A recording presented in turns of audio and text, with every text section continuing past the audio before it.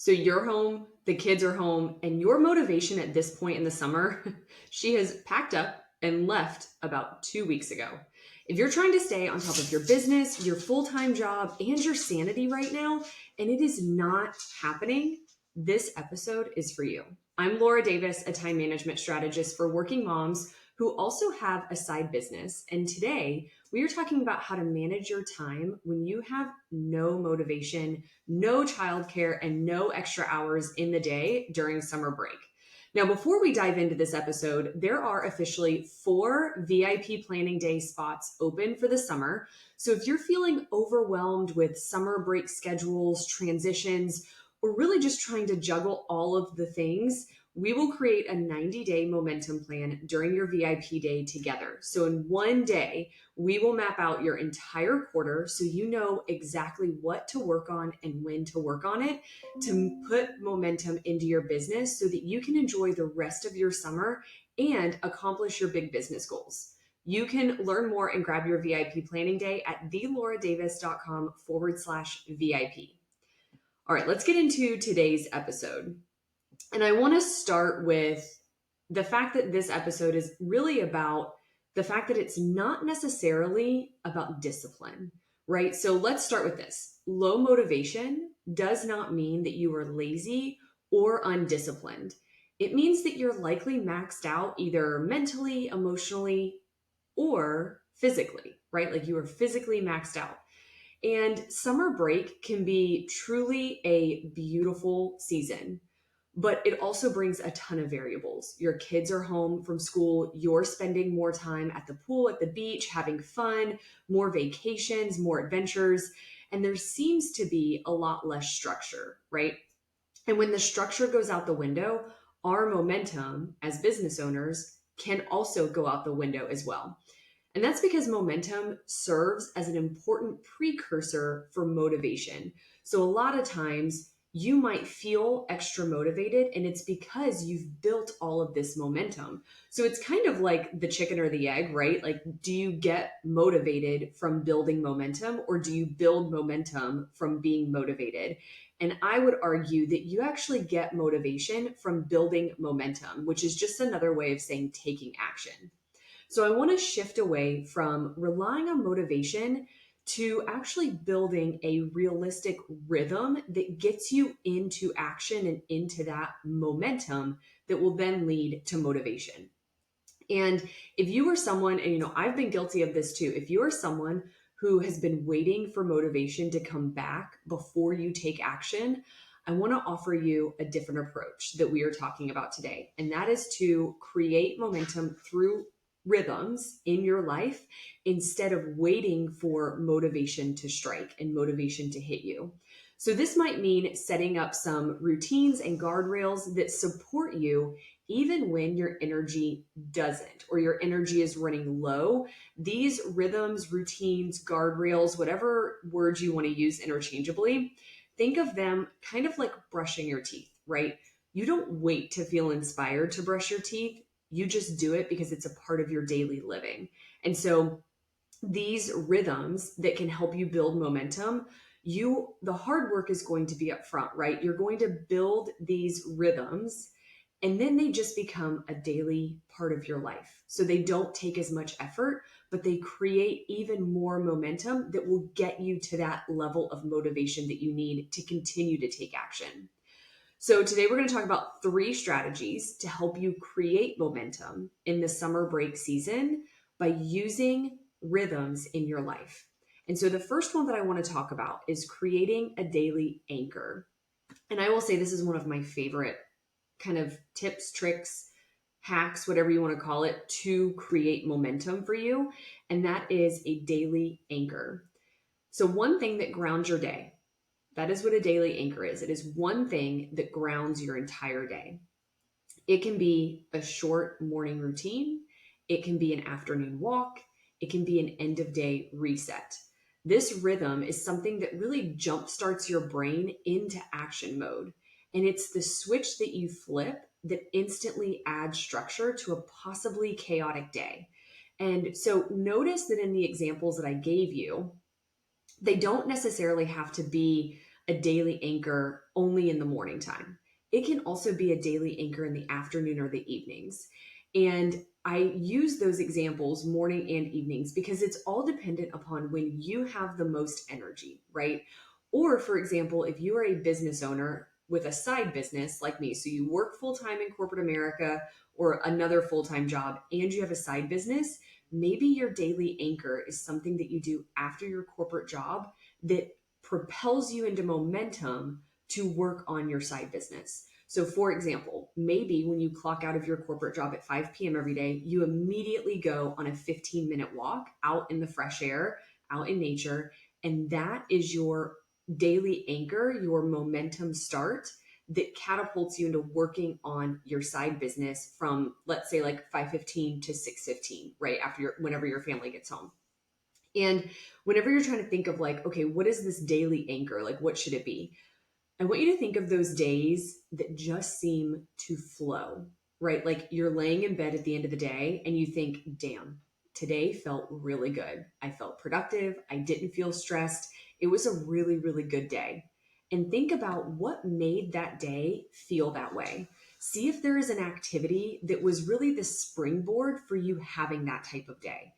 And so for me, that is if I get a half-hour walk in the fresh air early in the morning before Florida feels like the devil's armpit, then I know that it is going to be a good day. I know that my momentum and my motivation are going to be on point because I had that daily anchor of that walk out in fresh air first thing in the morning. So that is my daily anchor for the summer. Now, strategy number 2 is to gamify your productivity. And listen, if you are anything like me, you are likely very competitive. You're a high achiever and you want to win, right? I think if you are connected with me and if I resonate with you at all, you're likely a winner. You want to win. So why not turn your productivity into a competition with yourself? I like to do this when motivation is just not there. Or sometimes I also like to do this whenever Harper is home and I am just strapped for time. So basically, the way that I personally gamify my productivity is I set a timer for a certain amount of time, and I don't really like to do more than 20 minutes at a time. I pick one task, I put my phone away with the timer, and I just go buck wild on that task, right? And this is great for when I lack motivation because I tell myself if I'm still not feeling this for the after the first 10 minutes, I can stop and just chill the rest of the day, right? That's kind of like my checks and balances for whether or not I'm respecting my energy. But if I'm feeling motivated and it's just that my time is constrained because either like Harper's home or I have demands that require my attention for the whole day, then I can feel really good about getting this one task done because I know it's not weighing on me while I'm trying to do whatever it is that I need to do that day or spend time with Harper or work full time or spend time with Zach, whatever it might be. Plus, I also like to involve her in this. So I'll have her set a work timer and she knows that when it goes off, we get to do something fun together. And she gets to pick what that fun thing is. So I alternate between these two things throughout the day if I have her home or like if it's a weekend. Plus, she likes to do work during the work timer like I am. So she'll practice. She has a workbook for first grade that I got off of Amazon, and she'll practice some work from that while I do my computer work. And then when the timer goes off, she gets to pick the fun thing that we do. So sometimes she'll say, okay, after this work timer, we're going to do 3 rounds of Uno. Or after this work timer, we're going to go do chalk outside. Or after this work timer, we're done for the day and we're going to go to the pool for a couple of hours. And so we get to do that together and have fun together. And she gets to see what that balance looks like between me having those ambitions for my business and for my job and for myself and being able to really spend some intentional time with her. Now, strategy number 3 is to embrace the 30% rule.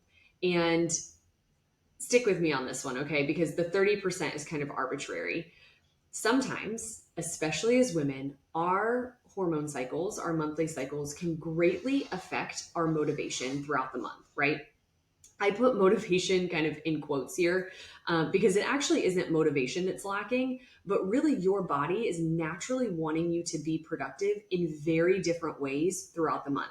And just as a side note, this is something that we actually go over pretty in depth in Time Management Academy. I have a whole training resource on cycle syncing your productivity and your time management that I give to all of my clients inside of Time Management Academy because it's such an important topic. So, if you're feeling really low on energy, it is in your best interest to operate at 30% capacity when you're drained. Or maybe that's 20% capacity or 10% capacity, or maybe that's 40% capacity. Whatever that is, you're still not operating at 100% capacity because you are drained. Just showing up is enough. So give yourself permission truly to downshift during those times of the month or during times when you are just not, you just don't have the energy. Your body is like, hey, I need to recover. We've been pushing really hard. I can't operate at 100% capacity. It's okay to do less than that.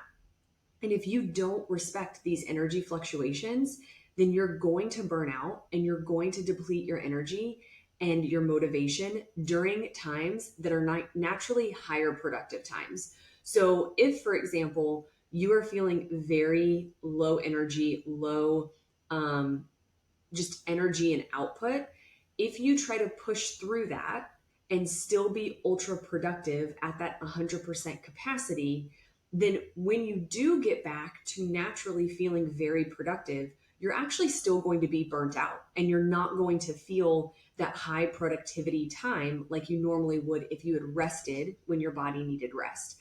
And there are some popular social media influencers that have a sentiment along the lines of screw your feelings, follow the plan.